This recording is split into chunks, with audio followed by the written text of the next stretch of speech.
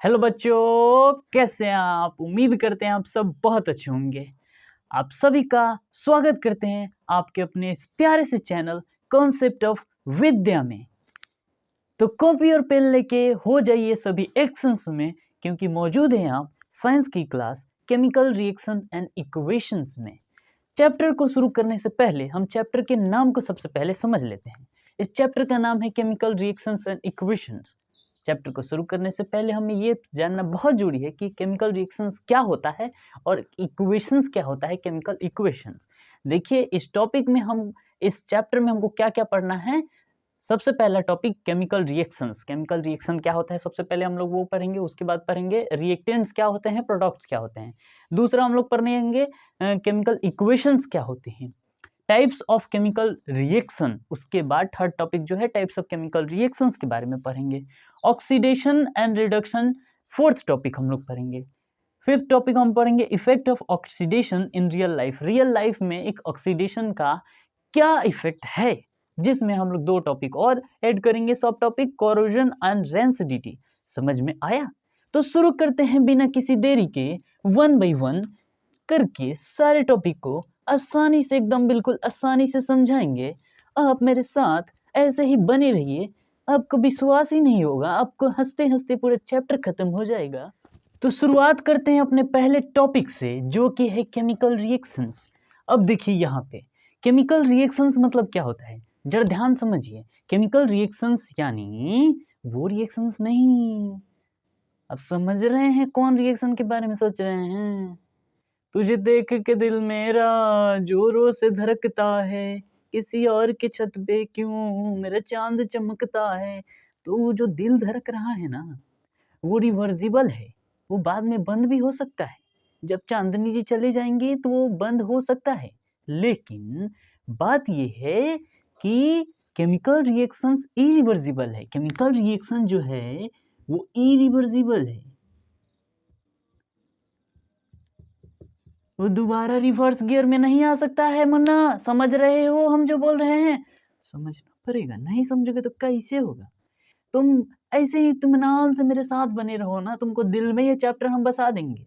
समझे कि नहीं? देखिए, केमिकल रिएक्शन मतलब समझिए कि जब भी दो या दो से अधिक सब्सटेंस मिलके एक नया सब्सटेंस या एक से ज्यादा सब्सटेंस नए प्रॉपर्टी के साथ, नए गुण के साथ बनता है फ्रॉम वन और मोर सब्सटेंसेस, उसको केमिकल रिएक्शंस कहते हैं। आप डेली लाइफ एग्जांपल में क्या देख सकते हैं, जैसे कि आपने देखा होगा आयरन पे जंग लगना। आयरन पे जब जंग लग जाता है तो क्या है, वो वापस वो आयरन दोबारा जैसा था वैसा हो पाता है? बिल्कुल नहीं हो पाता है। रस्ट के कारण वो धीरे धीरे धीरे धीरे वो खत्म होते जाता है। एक ऐसा समय जाता है, टूट जाता है रस्ट के कारण। ऐसा भी होता है। फॉर्मेशन ऑफ कर्ड, आप लोग देखा होगा कि दही से दूध बनता है कि दूध से दही बनता है? दही से दूध बनता है ना, बनता है ना? ओ मुन्ना मुन्ना, ऐसा ना होगा, दूध से दही बनता है। दूध से जब दही बन जाता है तो फिर वो वापस दूध नहीं बन पाता है। समझे कि नहीं? एकदम समझे, एकदम बिल्कुल समझे। अगर तुम पेट में रसगुल्ला खा लिए तो क्या वो रसगुल्ला वापस आ सकता है? नहीं। यानी वो रसगुल्ला पच चुका है, डाइजेशन ऑफ फूड। वो दोबारा रसगुल्ला वापस नहीं आ सकता है। समझे मुन्ना? तो ये है हमारे daily life example, digestion of food, burning of magnesium ribbon जो अभी हम लोग पढ़ेंगे। दूसरा है रस्टिंग ऑफ आयरन। उसके बाद आप लोग ये भी देख सकते हैं फॉर्मेशन ऑफ कर्ड। ये सारे जो हैं केमिकल रिएक्शंस हैं जो कि दोबारा रिवर्स नहीं आ सकते हैं। हम आपको बताते हैं ये केमिकल रिएक्शंस। अब जैसे हम लोग कैसे पता लगाएंगे कि केमिकल रिएक्शन हुआ है कि नहीं, कैसे पता लगाएंगे? देखिए, मैं आपको बताता हूँ, जरा इत्मीनान से देखिएगा। नहीं इत्मीनान से देखिएगा तो नहीं समझ में आएगा। एकदम प्यार से भरोसा करके देखिए मेरे मुन्ना, जो ही बताएगा सच्चाई बताएगा, एकदम बिल्कुल दिल में बैठाएगा। देखिए, केमिकल रिएक्शंस को पता लगाने का सबसे पहला प्रोसेस है, वो क्या है? फॉर्मेशन ऑफ न्यू सब्सटेंसेस, जो इसकी डिफिनीशन में ही बताया मैंने। Substance formation of precipitate। तीसरा क्या है? Change in colour. रिएक्शंस हुआ है तो कलर में चेंज आ जाएगा। Change in colour. उसके बाद फोर्थ है change in state, change in state. उसके बाद इवोल्यूशन ऑफ गैस। उड़ी मैया गैस निकल गया, धुआं धुआं, स्मोकिंग स्मोकिंग हो गया। Evolution, evolution of gas. तो जब भी रिएक्शन होता है तो धुआं धुआं हो जाता है, हमेशा नहीं। कोई कोई रिएक्शन होता है जैसे कि एसिड, एसिड पानी में डालिएगा तो पता है ना क्या होता है, स्मोकिंग स्मोकिंग हो जाता है। समझ रहे हैं, समझ रहे हैं ना, वही बात हम बता रहे हैं। Evolution of gas, change in state, change in colour, formation of precipitate और फॉर्मेशन ऑफ न्यू सब्सटेंसेस। साथ साथ एक और होता है चेंज इन टेम्परेचर, टेम्परेचर में भी चेंजेस होता है। अगर केमिकल रिएक्शंस हुआ है, अगर इन 6 में से कोई भी चीज आपको नजर आता है, आपको महसूस होता है, दिल से दिल कनेक्ट होता है, तो समझ जाइए कि केमिकल रिएक्शंस हुआ है। अब बात यह है केमिकल रिएक्शंस को हम दर्शाए कैसे। ठीक है, रिएक्शंस अगर बात आती है दर्शाने की तो हम उसे कैसे दर्शाते हैं, तो दूसरा आ जाता है नाम केमिकल रिएक्शंस के बाद केमिकल इक्वेशंस। तो केमिकल रिएक्शंस को दर्शाने के लिए हम केमिकल इक्वेशंस का इस्तेमाल करते हैं। जैसे हम लोग मैथ में किसी इक्वेशंस को, किसी नंबर्स को दर्शाने के लिए हम लोग क्या लिखते हैं, 2x + 4 = 5 या 6, जो भी इक्वेशन को दर्शाना हो मैथमेटिक्स ग्रुप में। जब हम लोग आते हैं केमिस्ट्री में, उसे हम लोग कैसे दर्शाते हैं, तो जब भी हम लोगों को दर्शाना होता है केमिकल रिएक्शंस को, तब हम सिंबल्स का यूज करते हैं। एलिमेंट्स के एटम जो हैं उनके सिंबल्स का यूज करते हैं। उनके अगर कोई कंपाउंड होगा तो उसके कंपाउंड मॉलिक्यूलर फार्मूला का यूज करते हैं। ठीक है, एरो का यूज करते हैं। साथ साथ केमिकल इक्वेशंस बहुत चीज़ होते हैं। जैसे ध्यान से देखिए देखिए देखिए देखिए देखिए देखिए, दूसरे टॉपिक पे हम लोग आ रहे हैं, केमिकल इक्वेशंस। दूसरा टॉपिक है केमिकल इक्वेशंस। अरे भैया ये कौन सा इक्वेशंस आ गया रे, बहुत दुख है जिंदगी में, इतना सारे इक्वेशन पढ़ना पड़ रहा है, इतना सारे। मैथ में इक्वेशंस खत्म हुआ नहीं तो केमिस्ट्री में इक्वेशंस चालू हो गए। देखिए केमिकल इक्वेशंस, जैसे कि एक एग्जांपल, जैसे मान लीजिए जिंक एक मेटल है, वो रिएक्ट करता है किससे, सल्फ्यूरिक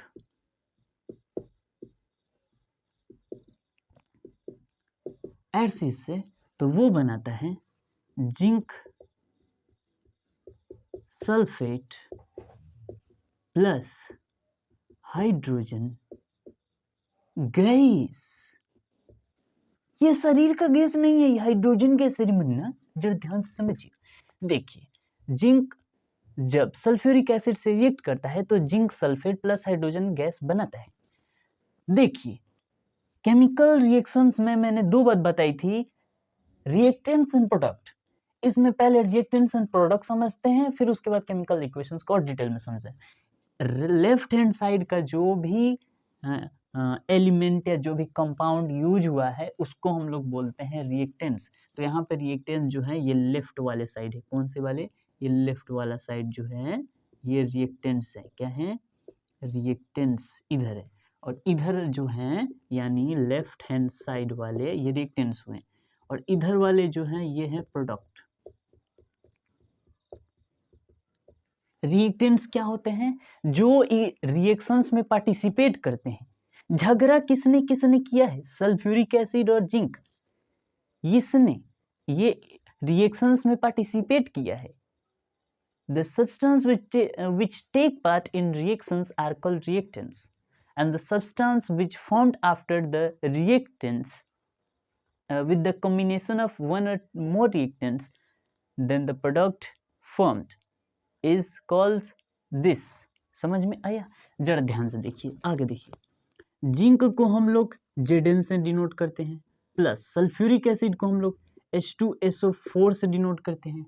उसके बाद एरो का चिन्ह लगा करके यहाँ पर जिंक सल्फेट, यानी ये जो जिंक है वो हाइड्रोजन को यहाँ से डिस्प्लेस कर दिया है, यानी ZnSO4। यहाँ देख रहे हैं पहले H2SO4 था, फिर आ गया ZnSO4, तो ये कैसे हुआ अभी सब जानेंगे हम लोग, धीरे धीरे सब जानेंगे। उसके बाद आता है हाइड्रोजन H2, जिसको हम लोग लिखते हैं H2। समझ में आया, Zn प्लस H2SO4, उसके बाद ये बना दिया ZnSO4 plus H2। Chemical equations का मतलब और डिटेल में समझिए। केमिकल इक्वेशंस को हम लोग मेटल जो भी एलिमेंट है उसके सिंबल्स का यूज करके हम लोग केमिकल रिएक्शंस को दिखाते हैं। बिना केमिकल इक्वेशंस के हम लोग केमिकल रिएक्शन को कैसे दर्शा सकते हैं? तो केमिकल रिएक्शंस को दर्शाने के लिए किसका हेल्प लेते हैं हम लोग? केमिकल इक्वेशंस का, जिसमें सिंबल्स होते हैं एलिमेंट के, साथ साथ केमिकल फार्मूलाज होते हैं, मॉलिक्यूलर फार्मूलाज होते हैं कंपाउंड के, साथ साथ उनमें एरो का चिन्ह यूज किया जाता है। उसमें ये भी बताया जाता है कि वो सॉलिड है कोई चीज़ की क्या है, कोई चीज़ एक्वस है। एक्वस यानी जो चीज़ पानी जिसमें मिक्स हुआ हो, जो पानी उसमें डाला गया हो। ऐसे दूध में पानी डालते हो ना, दूध में पानी डाल के तुम बेचते हो, ये गलत बात है, नहीं करना चाहिए, अपराध कर रहे हो तुम। दूध में पानी डाल के नहीं बेचना, समझ में आई? बेच सकते हो, कोई बात नहीं, बेचना भी चाहिए, हम भी बेचते थे। H2SO4 एक्वस, H2SO4 एक्वस है। यहाँ पर ZnSO4 ये भी एक्वस है। यहाँ पर ये क्या है? गैस है। तो इसको हम लोग ऐसे भी दर्शाते हैं या जी भी लिख सकते हैं, आपका जो भी मन समझ में। तो इसमें इक्वेशंस को दर्शाने के लिए एरो का यूज करते हैं, सॉलिड है कि लिक्विड है, गैस, ये सब सारी चीज़ें का यूज करते हैं केमिकल रिएक्शंस को हम लोग दर्शाने के लिए। यहाँ पर हीट देंगे, अगर हीट, तो यहाँ पर हम लोग हीट लिखते हैं, कितने डिग्री टेम्परेचर पर, ये भी सब हम लिखते हैं केमिकल इक्वेशन में। अगर क्वेश्चन ये आ गया कि केमिकल इक्वेशंस में क्या क्या चीज़ का यूज करते हैं, तो सिम्बल्स, एलिमेंट के सिंबल्स का, कंपाउंड का, मॉलिक्यूलर फार्मूलाज, केमिकल फार्मूलाज, साथ साथ हम लोग हीट दे रहे हैं कि नहीं, एरो के ऊपर हम लोग यूज करते हैं, साथ साथ एक्वस है कि नहीं, कौन स्टेट यूज करते हैं, सॉलिड, लिक्विड, गैस, ठीक है। ये सब केमिकल इक्वेशन तक आपका पूरा क्लियर हो गया टॉपिक। अब हम लोग आते हैं अपने तीसरे टॉपिक पे, ठीक है। तो आते हैं हम अपने तीसरे topic, types of chemical reactions में, जो कि बहुत इंपॉर्टेंट है। VVI, this is a VVI, very very important my dear, very important, this is very important. If you don't remember this type of chemical reactions with definitions and also with examples, then you lose your marks, understood? Then this chapter, from chapter first, this is the important portion.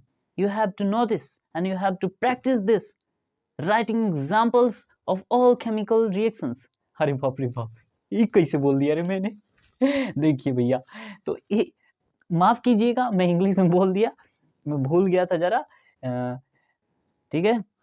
मेरे प्यारे, मेरे नन्हे, मेरे मुन्ने, मजाक कर रहा था मैं, समझते नहीं हो क्या? समझते दोस्त को नहीं, तुम्हारे दोस्त हो ना, भैया उनके नहीं तेरा।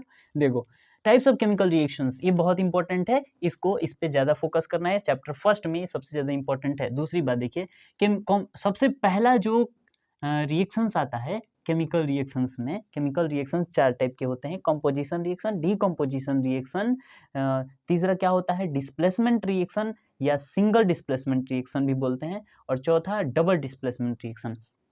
सबसे पहला हम लोग पढ़ने जा रहे हैं कंपोजिशन रिएक्शन।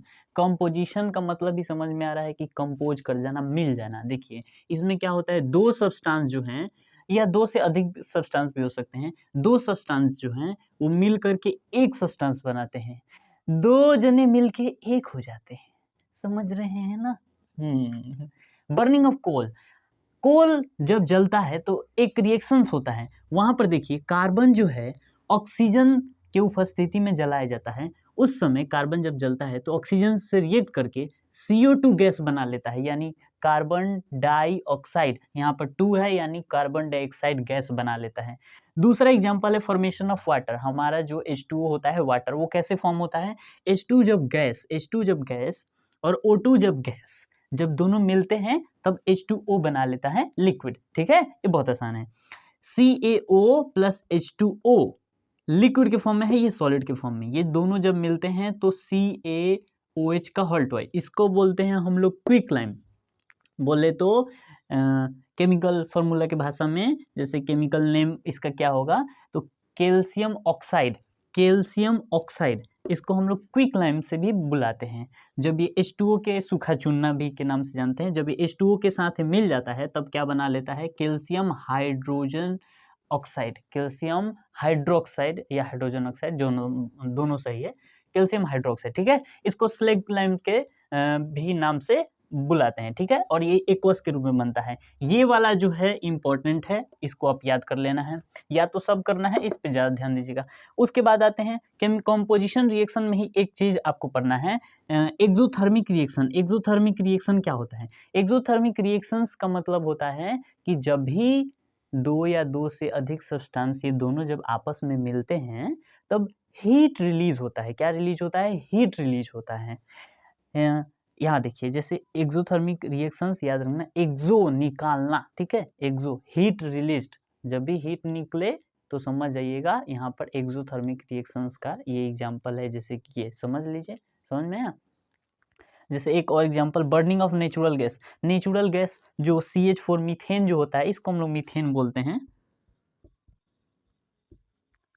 ये जब जलता है, कोई भी चीज जलता है तो ऑक्सीजन के प्रेजेंस में जलता है। ये भी जब जला तो किसके प्रेजेंस में जला? ऑक्सीजन के प्रेजेंस में। जैसे कि यहाँ पर C कार्बन जला है ना ऑक्सीजन के प्रेजेंस में, वैसे ही देखिए यहाँ पर ऑक्सीजन के प्रेजेंस में जला तो वो क्या बना लिया? CO2, कार्बन डाइऑक्साइड यहाँ पर बन गया। जानते हैं आप कार्बन डाइऑक्साइड के बारे में? जो हम लोग सांस लेते हैं, हम लोग क्या सांस लेते हैं? Carbon dioxide. बहुत अच्छे, वेरी अच्छा। कार्बन डाइऑक्साइड नहीं सांस लेते मुन्ना, छोड़ते हैं, समझ में? ऑक्सीजन सांस लेते, ठीक है। H2 मतलब वाटर, दिस इज वाटर। देखिए CO2 कार्बन डाइऑक्साइड बनेगा, वाटर बनेगा और यहाँ पर हीट रिलीज होगा। समझ में आया? जब नेचुरल गैस मीथेन जलता है तो लास्ट में हीट रिलीज होता है। एक और एग्जांपल समझ लीजिए, जब हमारा C6H12O6 हमारे अंदर जब भोजन खाते हैं वो जब टूटता है तो एनर्जी के रूप में, एनर्जी जो चीज़ निकलता है वो वो क्या है? एक हीट का ही फॉर्म है, ठीक है। कंपोजिशन रिएक्शन आपको उम्मीद करते हैं पूरा समझ में आ गया, ठीक है। अब आते हैं अपने नेक्स्ट टाइप पे, जो कि है decomposition reaction. Decomposition reaction, disco dance करेगा रे मैं आज पर के डिस्को डांस करेगा। तो अब आते हैं अपने तीसरे केमिकल रिएक्शंस, डीकम्पोजिशन रिएक्शंस में। अब यहाँ पर डीकम्पोजिशन रिएक्शंस में क्या होता है मुन्ना, जरा ध्यान से समझोगे। डीकम्पोजिशन रिएक्शन में ए जो है टूट के B+C हो जाता है। माया, सबसे पहले कंपोजिशन रिएक्शन में A+B मिलके C हुए थे, अब तो ये अलग हो गए।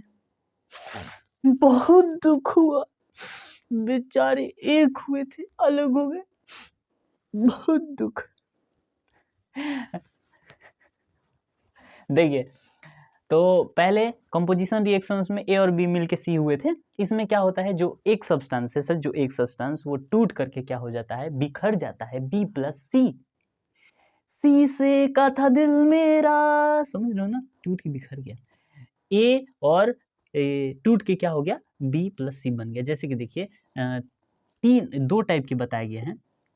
एक और होता है इलेक्ट्रोलाइटिक डीकम्पोजिशन रिएक्शन, वो बता देंगे। वो भी थर्मल डीकम्पोजिशन। सबसे पहला थर्मल डीकम्पोजिशन में क्या होता है? थर्मल मतलब होता ही है हीट, हीट देना, है ना। थर्मल डीकम्पोजिशन का मतलब हीटिंग, हीटिंग, हीट दे के हम किसी कंपाउंड को, किसी सब्सटेंस को तोड़ दें, एक सब्सटेंस या दो सब्सटेंस में, समझ में, या दो कंपाउंड में। जैसे कि मान लीजिए FeSO4, ये ग्रीन कलर का होता है, इसको हम लोग बोलते हैं फेरस सल्फेट। FeSO4 को बोलते हैं फेरस सल्फेट।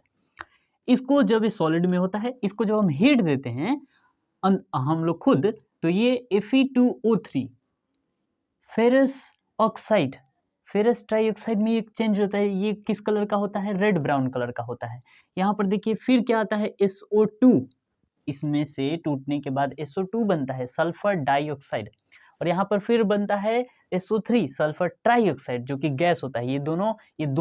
ये बहुत ही इंपॉर्टेंट केमिकल रिएक्शंस है, इसको याद कर लेना है कि FeSO4 जब रिएक्शन हीट देते हैं तो एक प्रोडक्ट बनता है जो रेड ब्राउन कलर का होता है। ऐसे क्वेश्चन पूछ दिया गया कि FeSO4 को हीट दिया गया और एक सब्सटेंस बना कि जो कि रेड ब्राउन कलर का है, और दो गैस बने हैं जिनमें सल्फर लगा होता है, सल्फेट लगा होता है। तो बताइए कि तो कौन सा होगा, तो समझ जाइए SO2 SO3 sulphur dioxide sulphur trioxide. ठीक है, आते हैं दूसरे एग्जाम्पल पे। CaCO3 ये सॉलिड होता है, इसको लाइमस्टोन भी बोलते हैं हम लोग, सॉलिड होता है। इसको जैसे ही हीट देते हैं ये तो कैल्शियम ऑक्साइड में टूट जाता है, CaO। अभी हम लोग पढ़े हैं CaO को क्विक लाइम भी बोलते हैं, CaO को क्विक लाइम भी बोलते हैं। Plus CO2 carbon dioxide gas के रूप में बनता है, ये सॉलिड होता है, सूखा चुनना सॉलिड होता है। इसको हीट देते हैं तो परिवर्तित होता है। उसके बाद है फोटोलाइटिक डिकम्पोजिशन, ये भी इम्पोर्टेंट है।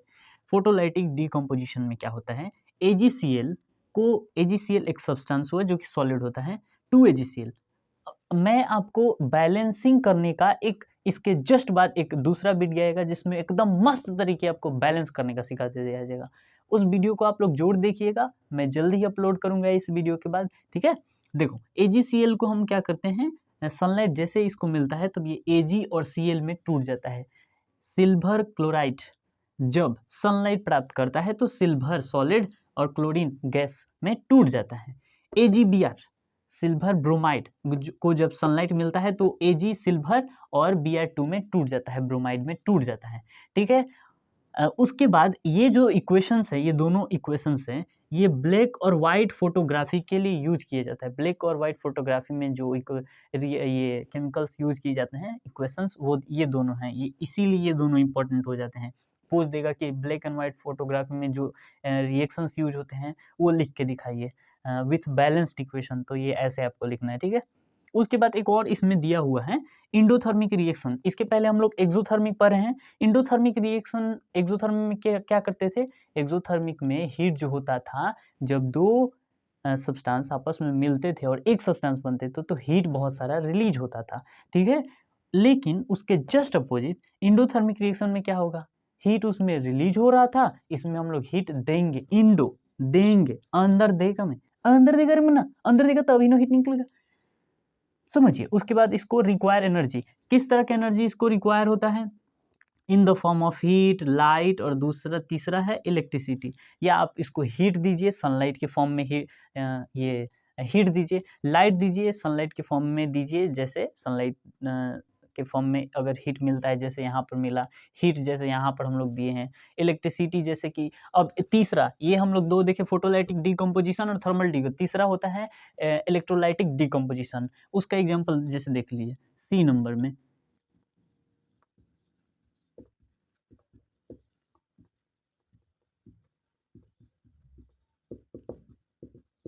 उसमें क्या होता है, जब H2, अभी हम लोग इसको पढ़े भी हैं, जैसे कि H2 + O2 को जब हीट मिलता है तब ये H2O बना लेता है, जो कि होता है लिक्विड, ये भी गैस है। ठीक है, तो ये है इलेक्ट्रोलाइटिक डिकम्पोजिशन रिएक्शन। 3 तरह के डिकम्पोजिशन रिएक्शन होते हैं। सबसे पहला thermal decomposition reaction, photolytic decomposition, और तीसरा इलेक्ट्रोलाइटिक डिकम्पोजिशन। इसमें ये वाला जो इक्वेशन है इंपॉर्टेंट है, याद कर लीजिएगा इसको अच्छे से, इसका कलर याद कर लीजिएगा। ठीक है, उसके बाद ये दोनों इक्वेशंस याद कर लीजिएगा कहाँ यूज होता है, और बाकी ये सब। ठीक है, आते हैं अब अपने अगले टॉपिक पे, जो कि है तीसरा टाइप्स ऑफ केमिकल रिएक्शन, जिसका नाम है डबल डिस्प्लेसमेंट रिएक्शन, नहीं सिंगल डिस्प्लेसमेंट रिएक्शन।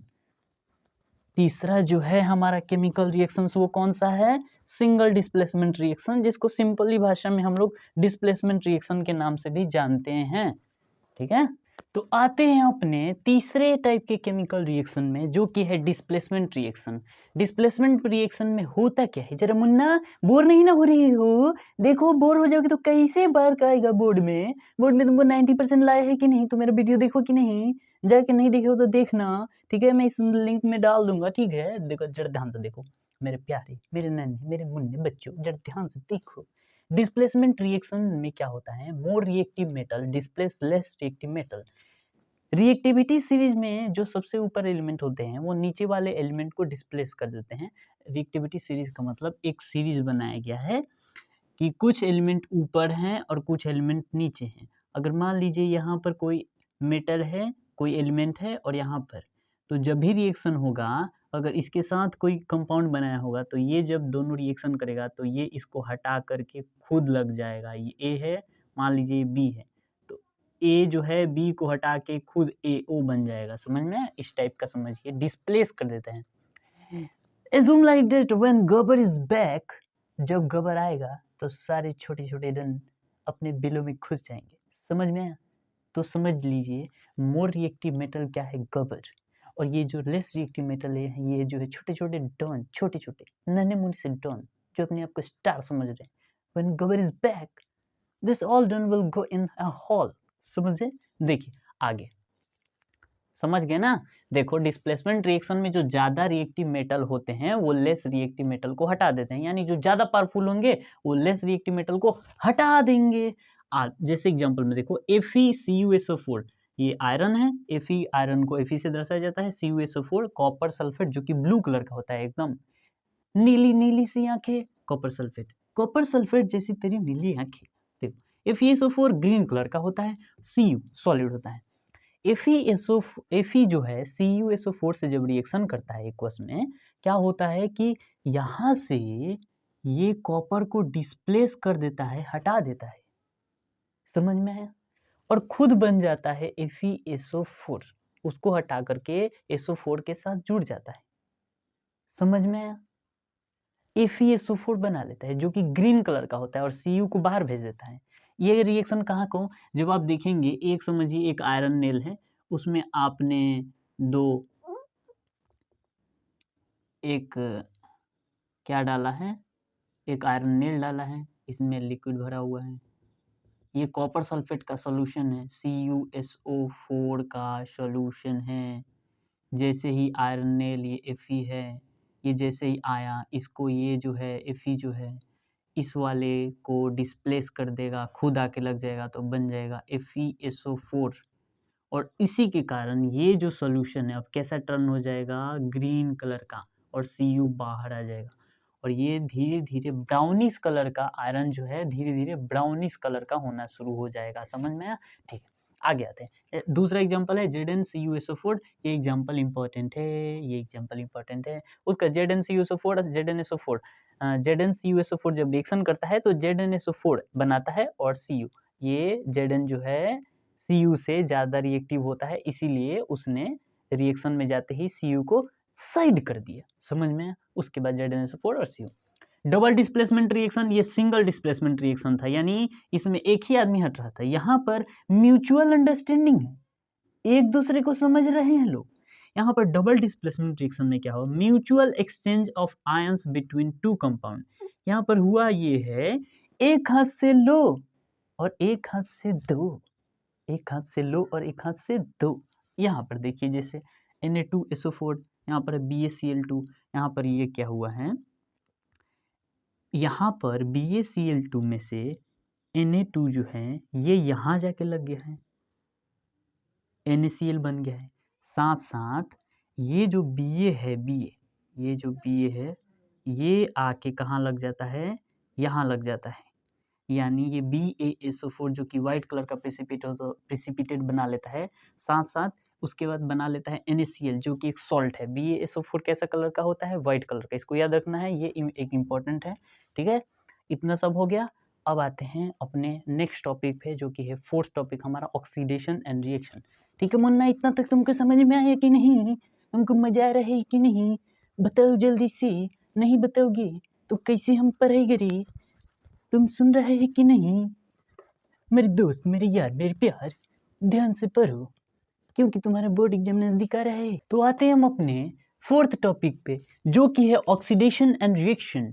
मेरे मुन्ना अभी जरा सब्र रखो, थोड़ा सा और दिन इंतजार करो, तुम्हारा चैप्टर एकदम कॉन्सेप्ट क्लियर करवा के जीत जाएंगे, एकदम धुरंधर की तरह। तुम बाद में जब इसको रिवाइज करोगे ना, एकदम गर्दा उड़ा दोगे चैप्टर में, जितना समझाया हूँ उसको एक बार आप जाके जरूर रिवाइज कीजिएगा, ठीक है? देखिए ऑक्सीडेशन एंड रिडक्शन, ऑक्सीडेशन में क्या होता है, ऑक्सीजन का एडिशन होता है, ऑक्सीजन का एडिशन। ऑक्सीडेशन रिएक्शन में क्या होता है, किसी सब्सटेंस में ऑक्सीजन जाके लग जाता है, यानी उस एलिमेंट के पास, उस एलिमेंट कोई एक एलिमेंट है अगर उसमें ऑक्सीजन जाके चिपक गया है तो समझ जाइए वहाँ पर ऑक्सीडेशन रिएक्शन उसको बोलेंगे। जैसे एग्जांपल समझिए, जैसे यहाँ पर 2Cu है O2 है। Cu प्लस O2 जब रिएक्शन किया, जब इसको हीट दिए और ये रिएक्शन किया तो CuO बना लिया। अब हुआ क्या है, जरा ध्यान से देखिए, यहाँ पर क्या है, Cu था, O2 था। अब Cu के साथ जाके ये O2 जुड़ गया है कि नहीं, जुड़ गया है ना, जुड़ गया है ना, इसके साथ आ गया है O, इसीलिए हम क्या बोले, जिसमें O जाके चिपक जाएगा, जिसमें O जाके चिपक जाएगा वो समझ लीजिए वहाँ पर ऑक्सीडेशन हुआ है। अगर दूसरे भाषा में एक और बोला जाता है कि अगर हाइड्रोजन किसी एलिमेंट से छूट गया, हाइड्रोजन किसी एलिमेंट से छूट गया, यहाँ मान लीजिए पहले से हाइड्रोजन रहता है, जिससे यहाँ पर देखिएगा नीचे नीचे हम अभी बताएंगे, जैसे कि यहाँ पर देखिए इसमें क्या हुआ है, हाइड्रोजन जाके कहाँ गया कहाँ गया कहाँ गया कहाँ गया कहाँ गया कहाँ गया। अच्छा पहले ये वाले को समझ लेते हैं, ये ऑक्सीडेशन देखिए, ऑक्सीडेशन समझ लीजिए, ऑक्सीजन का जब भी एडिशन होगा, प्लस का मतलब एडिशन, और यहाँ पर क्या होगा, जब भी हाइड्रोजन छूट जाएगा, चिपक जाएगा ऑक्सीजन तो ऑक्सीडेशन हुआ है, अगर हाइड्रोजन छूट जाएगा, निकल जाएगा किसी एलिमेंट से तो समझिए वहाँ पर ऑक्सीडेशन। दूसरा देखिए रिडक्शन, रिडक्शन में जस्ट उसका अपोजिट, जस्ट इसका अपोजिट ही होता है, जस्ट इसका अपोजिट, समझ में आया, इसका जस्ट अपोजिट। इसमें क्या होगा, ऑक्सीजन छूट जाएगा तो उसको रिडक्शन बोलेंगे, ऑक्सीजन छूट जाएगा तो रिडक्शन, और हाइड्रोजन चिपक जाएगा तो उसको बोलेंगे हम लोग, क्या बोलेंगे उसको, रिडक्शन। CuO और H2, यहाँ पर देखिए क्या हुआ है, यहाँ पर O यहाँ से हट गया है, O यहाँ से हट गया है, O यहाँ से जाके इस वाले में चिपक गया है, चिपक गया है ना, तो Cu प्लस H2O वाटर जाके वहाँ पर बना ली है। समझ में आया सबको, आया ना, यहाँ तक मुन्ना सबको समझ में आया। थोड़ा देर और इंतजार करो। ऑक्सीडेशन एंड रिडक्शन, यहाँ पर also called redox redox reaction, oxidation and reaction, oxidation and reduction को दूसरा नाम से बुलाया जाता है जिसको बोलते हैं रिडॉक्स रिएक्शन। एक ऐसा टाइप का रिएक्शन जिसमें ऑक्सीडेशन भी होता हो और रिडक्शन भी होता हो, जैसे कि एग्जांपल में समझिए CuO प्लस H2, ये दोनों जब आपस में रिएक्ट किए, हुआ क्या है, यहाँ पर यहाँ से ये क्या हुआ है, ऑक्सीजन यहाँ से हट गया है, ऑक्सीजन यहाँ से हट गया है, ऑक्सीजन हमको छोड़ के चला गया, देख रहे हैं Cu को इतना धोखा दिया है, ऑक्सीजन छोड़ के चला गया, बेचारा कितना मानता था, कितना दुख होता है जब किसी को बहुत मानो और छोड़ के चला जाए। देखो Cu जो है, Cu के साथ O था और O यहाँ से छोड़ दिया उसको तो Cu बन गया, यानी कॉपर बन गया। यहाँ पर ऑक्सीडेशन जिसमें हट जाता है उसको क्या बोलते हैं, रिडक्शन। तो यहाँ पर क्या हुआ है, रिडक्शन। यहाँ पर H2 है, H2 के साथ आकर क्या जुड़ गया है, देखो O जुड़ गया है ना, देखिए यहाँ पर, तो यहाँ पर ऐसे ऐसे यहाँ पर क्या हो गया है, ऑक्सीडेशन, क्या हो गया है, ऑक्सीडेशन। क्यों कि यहाँ पर आकर के ये O जिसमें जुड़ जाएगा वहाँ पे ऑक्सीडेशन हो जाएगा, यहाँ से O हटा है यानी Cu के साथ क्या हो गया है, धोखे हो गया है, इसीलिए वो रिडक्शन में चला गया है बेचारा, डिप्रेशन में चला गया। और यहाँ पर देखिए H2 है और H2 के साथ क्या लग गया है, O, तो यहाँ पर हो गया है ऑक्सीडेशन। ठीक है, इतना समझ में आएगा। लास्ट एक बहुत छोटा सा टॉपिक है, बहुत छोटा सा, इंतजार करिए, बहुत छोटा सा, बुरा नहीं मानना मेरे दोस्त, मेरे प्यार, मेरे यार, मेरे मित्रगण, बुरा नहीं मानो, बस लास्ट टॉपिक है, बस लास्ट टॉपिक, बस लास्ट टॉपिक, थोड़ा सा और, बस 2 minute, only 2 minutes, I take your only 2 minutes my brother. तो मेरे प्यारे मित्रों, आते हैं हम लोग 5th टॉपिक के पे, जो कि है इस चैप्टर का लास्ट टॉपिक, जो कि है effect of oxidation, effect of oxidation in daily life. Oxidation का डेली लाइफ में क्या इफेक्ट है, जैसे कि आप लोग बार बार देखते हैं कि आयरन में जंग लग जाना, वो किसका एग्जाम्पल है, वो आपका ऑक्सीडेशन का एग्जाम्पल है, रस्टिंग ऑफ आयरन, ये सब किसका एग्जाम्पल है, आयरन जो है वो किसी रिएक्शन कर जाता है ऑक्सीजन से, उसको क्यों रिएक्शन कर जाता है, क्योंकि हम उसको बाहर रखे हुए होते हैं। कोरोजन, वहीं से निकला है कोरोजन। कोरोजन का मतलब होता है कि जब भी किसी मेटल को हम लोग एक्सपोज कर देते हैं ओपन एरिया में, कहीं बाहर रख देते हैं उसको, और वो जब एयर के कांटेक्ट में आता है, मॉइस्चर के कांटेक्ट में आता है, या मान लीजिए एसिड के कांटेक्ट में आता है, तो वो क्या होता है, उसके एसिड या मॉइस्चर्स के एक्शन के कारण वो मेटल कोरोड हो जाता है, यानी उसमें जंग लग जाता है।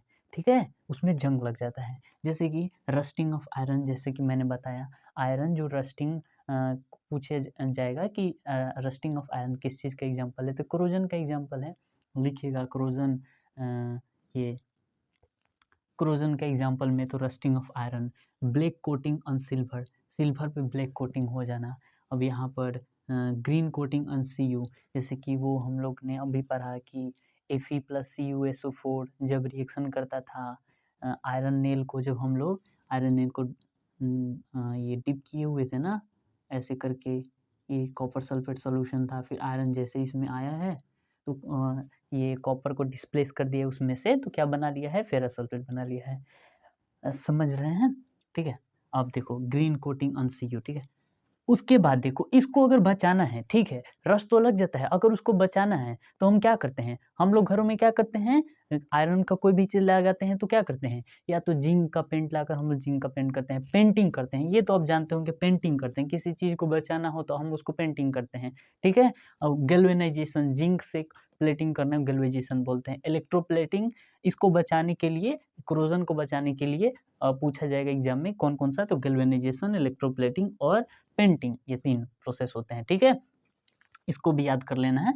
उसके बाद देखिए रेंसिडिटी क्या होता है। रेंसिडिटी मतलब समझिए ज़रा, oxidation of fats and oils when exposed to air leads to bad smell and food, bad taste of food. जैसे देखिएगा कि जो भी आप कुरकुरे का पैकेट हो गया या चिप्स का पैकेट हो गया, उसमें नाइट्रोजन गैस भरा, क्यों, ताकि वो ताज़ा रहें। अगर उसमें नाइट्रोजन गैस नहीं भरा जाएगा तो वो ताज़ा नहीं रहेगा।